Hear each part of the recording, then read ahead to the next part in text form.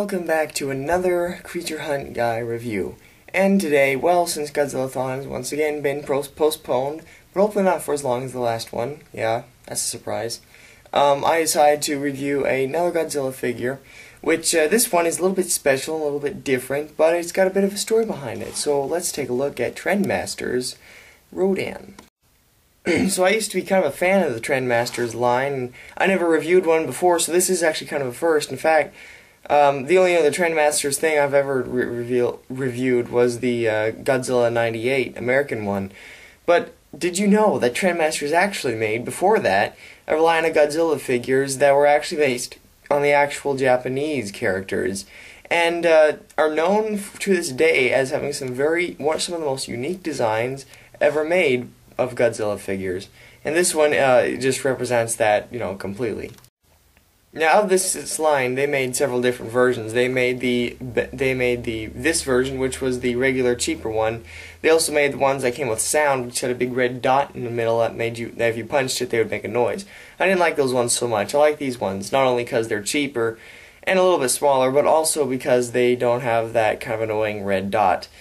And they do make all the figures that they made with the sound as with the ones that didn't make sound as well. So you can go either way. They also made a 10-inch line, which is pretty cool, but I don't have any of those now. And they also made super bendable ones, which I don't see a point to getting. But yeah, so these are very cool, and I want to rebuild my Trendmasters collection as well. And I thought Rodan, which is one of my favorites, is probably the best way to do that. So let's take a look at him a little closer. So first off, as far as paint scheme goes, this is a very normal looking Rodan, you'd think. You can tell that it's brown and pretty much just brown, but sort of a chocolate brown, really. Take a look at the back and yeah, you can see more brown pretty much. On its front, you can see that there's sort of a lighter tan, but for the most part it's pretty much just brown. Now his claws and his horns, I don't know if you can see it quite in this light, but they also are in sort of a bone sort of color, which is kind of an interesting pick for Rodan's horns. But that's pretty much it for paint scheme. Not a whole lot going on there. Now, as you can tell, this is based on the Heisei Rodan, which this is a pretty good representation of it. I mean, well, not really, but it's a pretty interesting representation, let's say that. But you can tell that it's the Heisei Rodan because of the 3 horns, and that's about it. That's about where the resemblance stops. This doesn't look like Rodan at all, which is pretty okay because it kind of justifies getting it as well as the Heisei Rodan, because they're kind of like 2 different creatures practically, and that's sort of how I look at them. But anyway, so yeah, now on to the detail, which there is some. So as far as detailing goes, there is some to be had. You can tell first off that the ugly face is just, kind of terrifying to look at. But it gives it kind of a ratty bat sort of look. And I think that's kind of what they're going for with this particular Rodan. Very dark sort of, scruffy look to him. And he definitely pulls that off. He's got totally wrinkly skin, wrinkled up eyes, wrinkled up beak or whatever. And pretty much just scowly all the way. And then onto his claws, well, they kind of have a knobby sort of look to him, which is pretty interesting. Down to his belly, you can tell that they definitely took this from the old versions and pretty much incorporated it as well.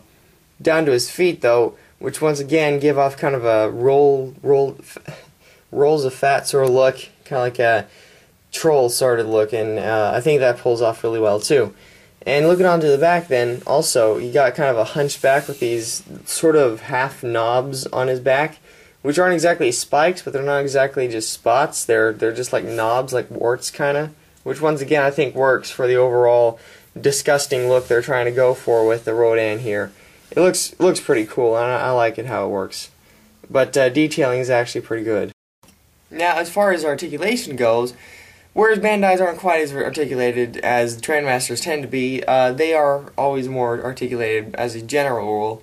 But this guy isn't very much because he doesn't have any other limbs except for his legs. But he has a head articulation, which works pretty well. His feet, of course, move sort of like at an angle like that.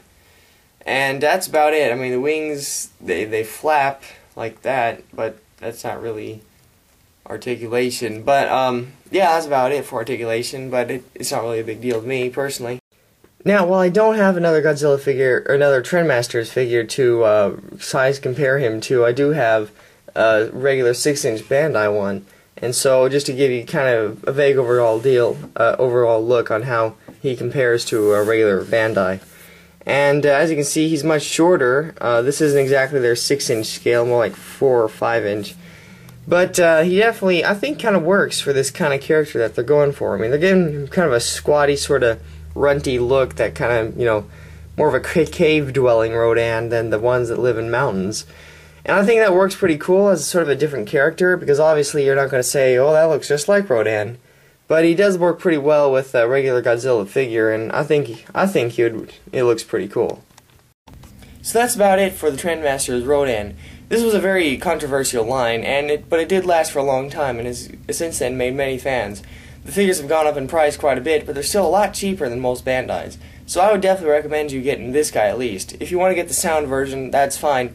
But I recommend these more just because if it's the overall sculpt, the design that you're going for, it's just you like the way it looks as opposed to regular Rodans, then I would definitely just get this version. It's a lot cheaper and it makes more sense. But you can get any of the other versions as well, and they're just as fine. The same goes about for these. Now I hope to be getting more of these in the future. Maybe I'll even find some at G-Fest.